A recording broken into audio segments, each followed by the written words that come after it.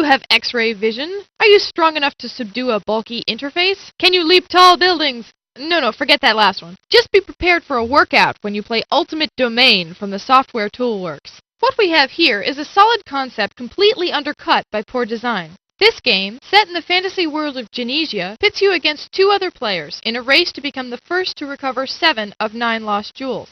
Starting with 4 settlers and 1 territory, you're required to build your economy to the point where you're able to send your army out beyond your borders to seize unclaimed land, wipe out your enemies, and garner information about the legendary missing jewels. Unfortunately, your quest to become the crown jeweler is encumbered by the game's poor interface. To move around within Ultimate Domain, you move the mouse to the edge of the screen. This type of movement control has been mastered by countless other games, but it doesn't work well at all here. You'll often find yourself overshooting when you scroll the screen, because it scrolls too fast. As a change of pace, the screen occasionally doesn't move at all. You can move around by using the arrow keys, but this is very slow. This all adds up to a lot of time wasted looking around for your people and buildings. A major problem since you have a limited amount of time during your turn.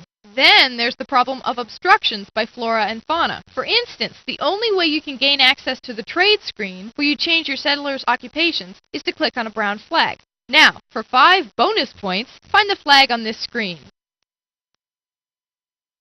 If you found it hidden behind these trees, your vision is much better than 2020. Flags aren't the only things that drop out of view. In this shot, I've just used my cannon to blow away a tree, because one of my army units was hidden behind it. I knew the unit was somewhere in that area, but I couldn't move it until I did a little full-contact landscaping. Sure, I could have used the destruction icon, but my method was much more fun.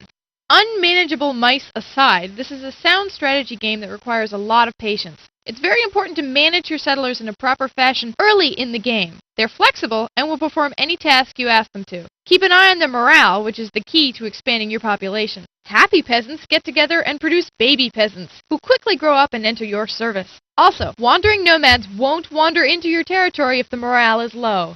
Each of the 4 seasons constitutes 1 turn in the game, and each season brings a different set of conditions. Your outdoor workers, such as farmers and woodsmen, slow down in the heat of summer and literally hibernate during the dead of winter. White-collar types, such as inventors and specialists, stay indoors and work year-round.